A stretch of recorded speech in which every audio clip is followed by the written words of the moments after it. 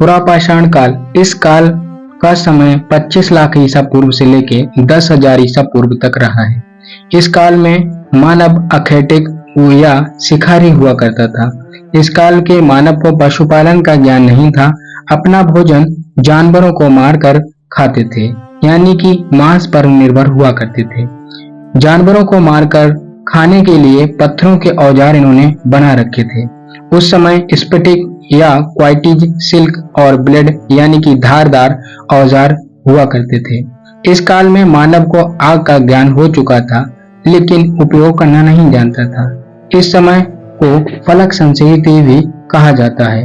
पुरापाषाण काल के कुछ साक्ष्य भी हमको देखने को मिले हैं, जैसे मद्रास संस्कृति। यह संस्कृति दक्षिण भारत में चलती थी।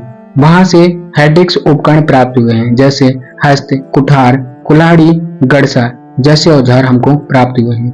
एक नदी पड़ती है सोन नदी, वहां से हमको चंपार, चेम्पुल, पेम्बुल जैसे उपकरण हमको प्राप्त हुए हैं। एक स्थल है अतिराम पक्का, तमिलनाडु में।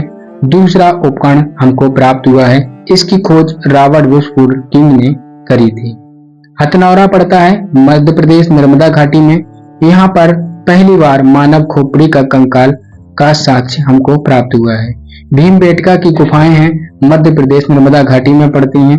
गुफा में चित्रकारी या प्राचीनतम साक्ष्य हमको यहीं से प्राप्त हुए हैं। यहाँ से पुरापाषाण और मध्यपाषाण, नवपाषाण तीनों काल के समय के साक्ष्य भी हमको प्राप्त हुए हैं, और इन्हीं गुफाओं को यूनेस्को विश्व धरोहर में भी शामिल किया गया है। एक जगह पड़ती है मिर्जापुर, उत्तर प्रदेश में है।